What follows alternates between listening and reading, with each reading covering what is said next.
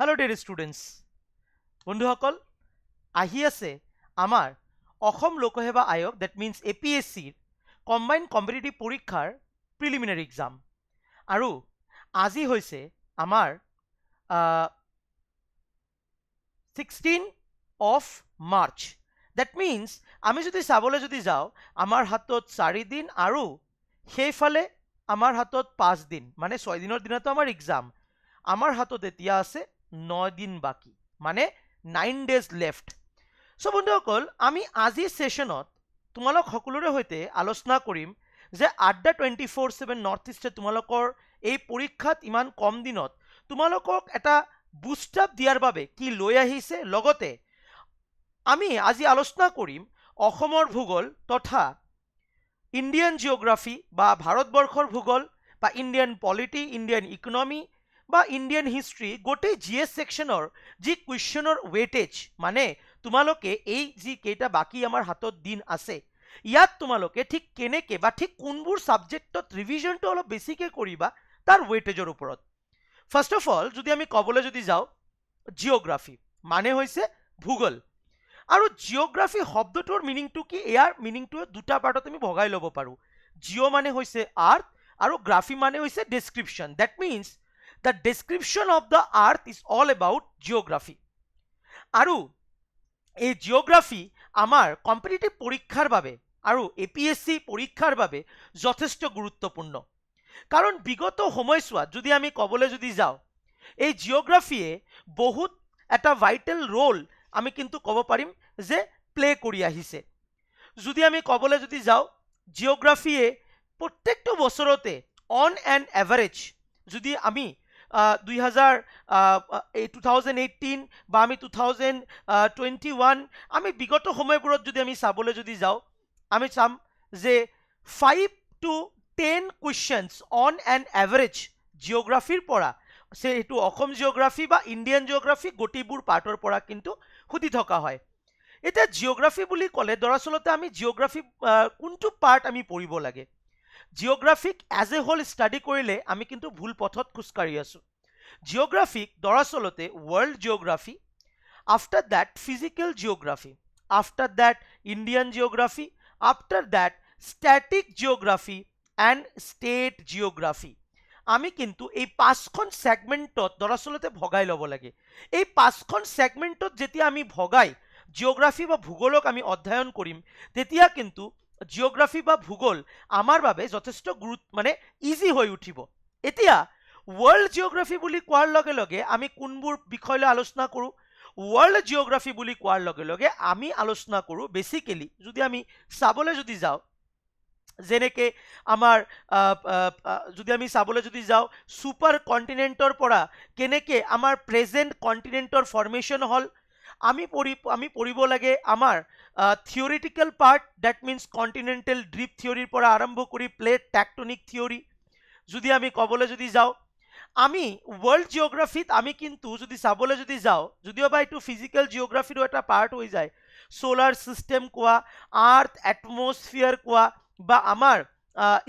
World static ফ্যাক্টসবোৰ আমি পঢ়িব লাগে লগতে যদি আমি চাবলৈ যদি যাওঁ আমাৰ আৰ্থ ইন্টেৰিয়ৰ কোৱা মানে পৃথিৱী এখনৰ অন্তৰ্ভাগ বহিৰ্ভাগ আৰু আমি যদি কবলৈ যদি যাওঁ সৌৰজগতৰ যি বিষয় গোটেইবোৰ পাৰ্ট লগতে ইন্ডিয়ান জিওগ্ৰাফি বুলি কোৱাৰ লগে লগে physiographic division river system climate soil natural vegetation গোটেইবোৰ পাৰ্ট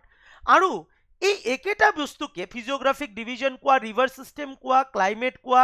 এই গোটেইবোৰ বিষয় কিন্তু আমি ৰাজ্যিক পৰ্যায়ত মানে ষ্টেট লেভেলতো কিন্তু আমি পঢ়ো এতিয়া জিওগ্ৰাফি বুলি কোৱাৰ লগে লগে পৰীক্ষাত কেতিয়াবা এনেকুৱা কুৱেশ্যন আহি যায় যে ন্যাশনাল পাৰ্কৰ ওপৰত এটা কুৱেশ্যন আহিল যদি এক্সাম্পল কৈ দিব পাৰে ৰায়মনা ন্যাশনাল পাৰ্ক কোনটো ষ্টেটত লোকেট কৰে এইটো কিন্তু এটা জিওগ্ৰাফিৰ কুৱেশ্যন কিন্তু এইটো জিওগ্ৰাফিৰ কোনটো সেগমেন্টৰ কুৱেশ্যন এইটো হৈছে জিওগ্ৰাফিৰ স্ট্যাটিক পাৰ্ট জিওগ্ৰাফিৰ স্ট্যাটিক সেগমেন্টৰ কুৱেশ্যন কাৰণ ৰায়মনা ন্যাশনাল পাৰ্ক আমাৰ অসমত লোকেট কৰে আৰু আমাৰ কোকৰাঝাৰ জিলাত লোকেট কৰে এইখিনি কিন্তু কনসেপ্ট বেস কোনো কুৱেশ্যন নহয় যে আমি তাৰ বাবে কুৱেশ্যন বুজিব লাগিব বাট ইয়েস যদি মোক কুৱেশ্যন কৰে ন্যাশনাল পাৰ্ক কি হয় ওয়াইল্ড লাইফ সেঞ্চুৰি কি হয় ৰামসাৰ কনভেনশন সাইট কি হয় ৱেটলেণ্ডছ কি হয় তেনেহ'লে কিন্তু মোক কনচেপ্ট জানিব লাগিব। চ' বন্ধুসকল, জিঅ'গ্ৰাফিক যেনেকৈ আমি ষ্টাডি কৰোঁ, আমি সেই বিষয়টো যথেষ্ট গভীৰভাৱে আৰু ছেগমেণ্ট ৱাইজ ষ্টাডি কৰিব লাগিব। ইয়াৰ উপৰিও বিগত সময়বোৰত যদি আমি চাবলৈ যদি যাওঁ, আমি সকলোৱে জানো যে আমাৰ APSC পৰীক্ষাত 33% কিন্তু কুৱেশ্যন আহে ফ্ৰম ষ্টেট ৰিলেটেড, মানে অসমৰ ওপৰত বেছ কৰি। আৰু অসমৰ কোনবোৰ বিষয়ৰ ওপৰত বেছ কৰি যদি আমি ক'বলৈ যদি যাওঁ, আছাম হিষ্ট্ৰী, আছাম জিঅ'গ্ৰাফী, মই ইয়াত ইৰেজ কৰি দিছোঁ। আছাম ৰিলেটেড কোনবোৰ পাৰ্টৰ পৰা কুৱেশ্যন আহিব, that is Assam geography, Assam history, Assam art and culture, Assam art and culture and static GK fact. আৰু চবতকৈ গুৰুত্বপূৰ্ণ যিটোক আমি কেতিয়াও এৰি যাব নোৱাৰোঁ, সেয়া হৈছে কাৰেণ্ট এফেয়াৰ্ছ। এতিয়া কাৰেণ্ট এফেয়াৰ্ছ লৈ এটা ডাঙৰ এটা কনফিউশ্যন আছে। চবে ভাবে যে 26 মাৰ্চত পৰীক্ষা দিবলৈ যাম, তথাপি কিন্তু বহুতে আজি বা যোৱাকালিৰ কাৰেণ্ট এফেয়াৰ্ছ পঢ়ি আছে, নজনাসকলৰ কথা কৈছোঁ। দৰাচলতে যিটো মাহত আমাৰ পৰীক্ষা থাকে, আমি সদায় কাৰেণ্ট এফেয়াৰ্ছটো কি কৰিব লাগে, সেই মাহটো বাদ দি তাৰ আগৰ মাহৰ পৰা আৰম্ভ কৰি লাষ্ট 1 ইয়াৰ, আৰু অসমৰ ক্ষেত্ৰত 1.5 ইয়াৰৰ কাৰেণ্ট এফেয়াৰ্ছ আমি কিন্তু পঢ়িব লাগে। এতিয়া কাৰেণ্ট এফেয়াৰ্ছটো আমি কেনেকৈ পঢ়িব লাগে, ছেগমেণ্ট ৱাইজত পঢ়িব লাগে। কেনেকৈ segment wise? As a whole যদি আমি পঢ়োঁ তেনেহ'লে আমাৰ এইটো দালি খিচুৰি হৈ যাব।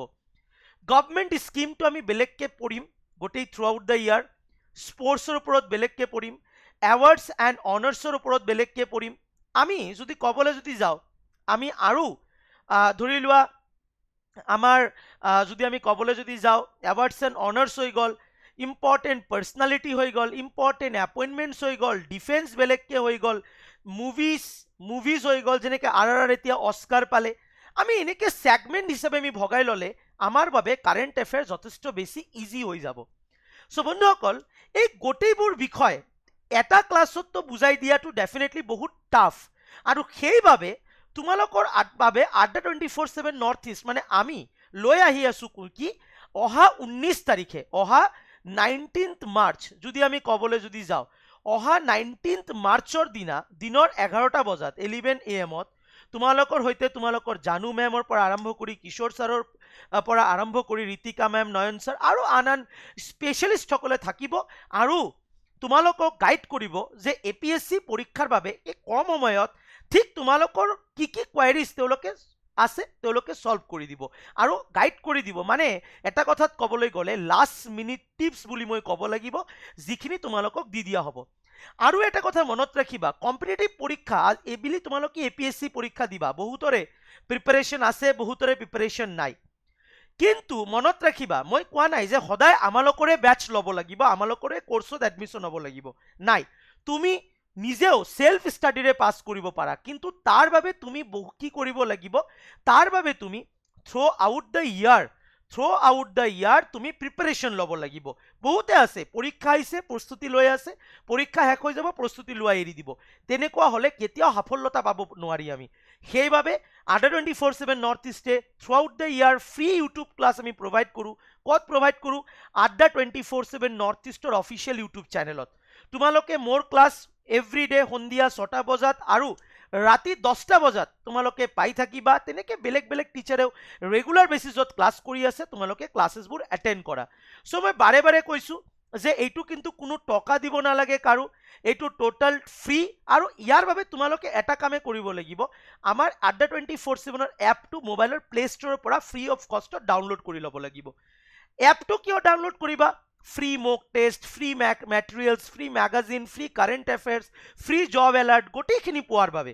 এইটো এটা সুইটেবল এপ, তোমালোকক প্ৰস্তুতিত বহুতখিনি সহায় কৰিব। চ' বন্ধুসকল, আশা কৰিছোঁ তোমালোকে গোটেইখিনি বিষয় বুজি পাইছা। এনেকুৱা ভিডিঅ' তোমালোকে যদি আৰু বিচাৰা, তোমালোকে মোৰ লগত যোগাযোগ কৰা। এই ভিডিঅ'ৰ কমেণ্ট ছেকশ্যনত তোমালোকৰ কোৱাৰিজ তোমালোকে দি ৰাখিবা, মই নিশ্চয়কৈ চাম আৰু ৰিপ্লাই কৰিম, আৰু লৈ আহিম নেক্সট এনেকুৱা আৰু ধুনীয়া ধুনীয়া ছেশ্যনছ। থ্যাংকস ফৰ ৱাচিং মাই ছেশ্যন। যদি মোৰ ছেশ্যনটো ভাল লাগিছে, লাইক কৰিবা আৰু শ্বেয়াৰ কৰিবা বন্ধুবৰ্গৰ মাজত, আৰু কমেণ্ট কৰিবা। ডেফিনেটলি তোমালোকৰ ফিডবেক ইজ ডেফিনেটলি বহুত ইম্পৰ্টেণ্ট আমাৰ সকলোৰে বাবে, আৰু চেনেলটো যদি ছাবস্ক্ৰাইব কৰা নাই ছাবস্ক্ৰাইব কৰি দিবা। ধন্যবাদ and all the very best for your exam. নাপাহৰিবা অহা 19 মাৰ্চ দিনৰ 11টা বজাত